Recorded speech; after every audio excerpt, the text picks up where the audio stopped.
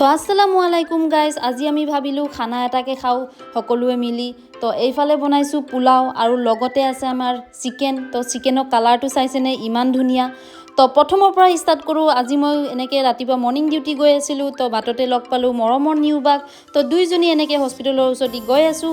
তো ফাইনেলি পালোঁ, ডিউটি আহিলোঁ, নিজৰ কামখিনি কৰিলোঁ। চ' গাইজ, মই ভাবোঁ মই মোৰ দৈনন্দিন জীৱনটো আপোনালোকৰ লগতে শ্বেয়াৰ কৰোঁ। কোনো বিশেষ ৰিজন নাই, মই কেৱল যিদৰে আছোঁ সেনেকৈ আপোনালোকক দেখুৱাব বিচাৰোঁ।